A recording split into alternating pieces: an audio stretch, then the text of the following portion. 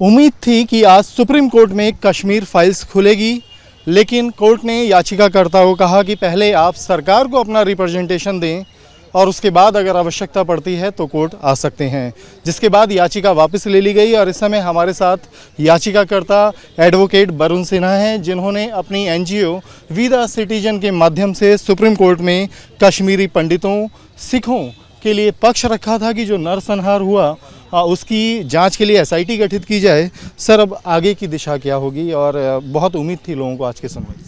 देखिए, आज का जो आदेश है वह एक तरह से आप कहें कि जो कश्मीर का जेनोसाइड और एक्सोडस है उसको पुनर्जीवित किया है। इस अगर मायने में हम माननीय सर्वोच्च न्यायालय के आदेश को देखें तो ये काफ़ी पॉजिटिव आदेश है। दूसरी बात यह कि आज का जो आदेश है उसकी आलोक में हम माननीय सेंट्रल गवर्नमेंट और राज्य सरकार के समक्ष एक कॉम्प्रिहेंसिव रिप्रेजेंटेशन देंगे और उन आज याचिका में मैंने जो भी मांग की है उन सारी मांगों को उस रिप्रेजेंटेशन में समाहित किया जाएगा और हम अनुरोध करेंगे कि आप इन सारे मांगों पर ध्यान रखते हुए इसे ग्रांट करें।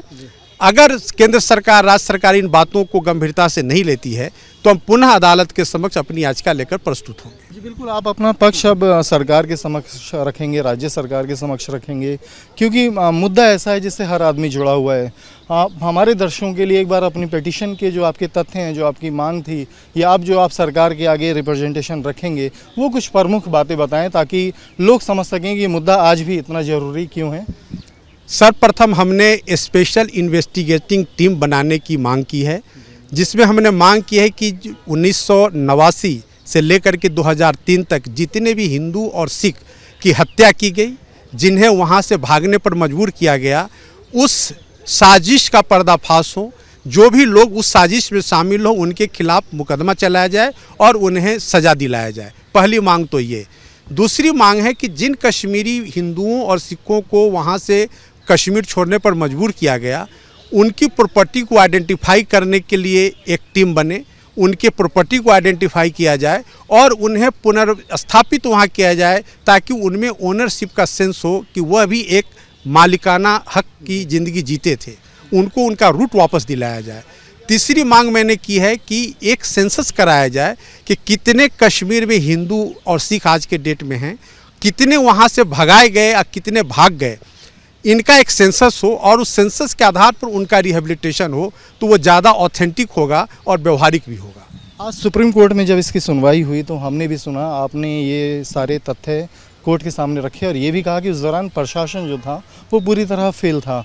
तो जो आपके जो जांच की जो मांग है एसआईटी बनाने की, उसमें जो उस दौरान जो प्रशासनिक अधिकारी थे या नेता थे, उनको लेकर भी आपके रिप्रेजेंटेशन में बिल्कुल, चूँकि हमने जिन 2 किताबों का जिक्र किया, my frozen turbulence authored by mister Jagmohan, और राहुल पंडिता की जो किताब है on my moon there is blood clot, उसकी मैंने मांग की। उन सारी दोनों किताबों में पूरे घटनाक्रम का मिनट टू मिनट अकाउंट दिया गया है, जिसका गंभीरता से संज्ञान उस वक्त की सरकार या बाद की सरकारों ने नहीं लिया। नतीजा क्या हुआ कि कश्मीरी हिंदू और सिखों को किसी तरह का न्याय नहीं मिला। तो इसी माननीय उच्च न्यायालय का एक आदेश है जिसमें कहा गया कि क्राइम कभी मरता नहीं है। अगर क्राइम नहीं मरता है तो कश्मीरी पंडितों पर, सिखों पर हुए क्राइम क्यों मर गया और उसको क्यों मरने दिया गया, ये सार है पूरे घटनाक्रम का, पूरे पिटीशन का। बिल्कुल, और आपकी पिटीशन में एक पॉइंट और था कि बहुत सारे लोग अभी भी लापता हैं जिनका पता नहीं है। क्या कोई ऐसा आंकड़ा दिया गया है अपनी दलील के समर्थन में? हमने रिसर्च किए थे, उस रिसर्च डॉक्यूमेंट को अपने पिटीशन में लगाया। उसमें जो आंकड़े हैं वो आंकड़े चूँकि वो डिफरेंट हैं।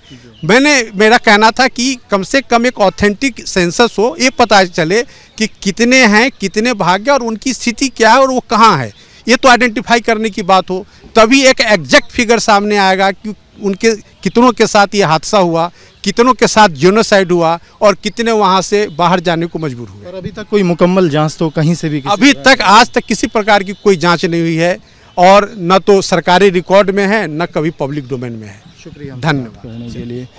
एडवोकेट वरुण सिन्हा, जिन्होंने अपनी एनजीओ के माध्यम से सुप्रीम कोर्ट में अपना पक्ष रखा। हालांकि सुप्रीम कोर्ट ने कहा कि आप सरकार के समक्ष सबसे पहले अपना रिप्रेजेंटेशन दें, और ये सही बात है कि जुल्म कभी मरता नहीं है। और क्योंकि नरसंहार को लेकर आपने फिल्म द कश्मीर फाइल्स भी देखी, तमाम तरह के जो संगठन हैं कश्मीरी पंडितों के, वो आज तक इंसाफ के लिए एक लड़ाई लड़ रहे हैं। तो उम्मीद है कि जब ये रिप्रेजेंटेशन सरकार के समक्ष जाएगा उसके बाद इस दिशा में कोई इंसाफ के लिए, न्याय के लिए कोई रुख निकले। वीडियो जर्नलिस्ट जगदीश के साथ अवनीश चौधरी, न्यूज़ नेशन दिल्ली।